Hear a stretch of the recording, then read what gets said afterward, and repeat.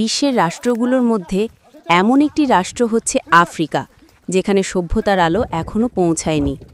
এই অঞ্চলের উপজাতিরা এখনও সভ্যতার আলো, শিক্ষার আলো পায়নি। তারা এখনও শিক্ষা সম্বন্ধে কোনো জ্ঞান লাভ করতে পারেনি।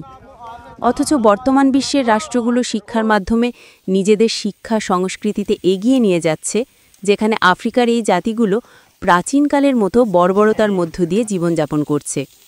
বাংলাদেশের উপজাতিদের নিয়ে যদি বলা হয়, তাহলে আমরা দেখতে পারি বাংলাদেশের উপজাতিরা আধুনিকতার ছোঁয়া অনেকাংশেই পেয়েছে।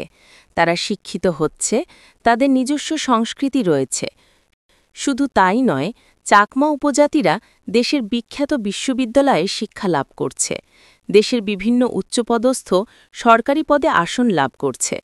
দেশের মানুষের সাথে সৌহার্দ্যপূর্ণ সম্পর্কে এই চাকমারা জীবন অতিবাহিত করছে।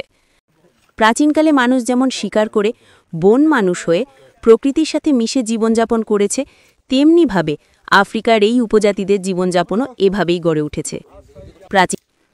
এই অঞ্চলের উপজাতিরা তাদের প্রজন্ম দিয়ে শিকারি করে বেঁচে থাকার কৌশল শিখিয়ে দেয়। শিকার তাদের বেঁচে থাকার একমাত্র পেশা হয়ে দাঁড়িয়েছে। বাংলাদেশের অন্য একটি উপজাতি হচ্ছে রাখাইন, যাদের নিজস্ব ভাষা, সংস্কৃতি রয়েছে। রাখাইন উপজাতিরা শিক্ষিত রয়েছে। বাংলাদেশের এসব উপজাতিরা আদিম যুগের মতো পশু শিকার করে জীবনযাপন করে না। তারা ফসল উৎপাদন করে, তাদের নিজস্ব বাজারে বিক্রি করে। তাদের মাঝে সভ্যতার আলো পৌঁছিয়েছে। পক্ষান্তরে আফ্রিকার এই উপজাতিদের নাই কোনো সংস্কৃত সাহিত্য। তারা আফ্রিকার সাধারণ জাতি থেকে সম্পূর্ণ পৃথক। এই উপজাতি আদিম যুগের মতো পশু শিকার করে জীবনযাপন করছে। এরা এখনও অন্ধকারাচ্ছন্নতার মাঝে অবস্থান করছে। এদের জীবন সংস্কৃতি থেকে প্রাচীনকালের আদিম মানুষের জীবনযাপন সম্পর্কে ধারণা লাভ করা যায়। সভ্যতা সম্পর্কে এদের কোনো জ্ঞান নাই। এদের পোশাক হচ্ছে পশুর চামড়া, যা আদিম যুগের মানুষ ব্যবহার করত। আফ্রিকায় অনেক উপজাতি রয়েছে যাদের বেশিরভাগই সভ্যতার আলো বা আধুনিকতার ছোঁয়া পায়নি। এদের ধর্ম নিয়েও জ্ঞান লাভ করা যায় না। এরা ধর্ম বলতে কিছু বোঝে না।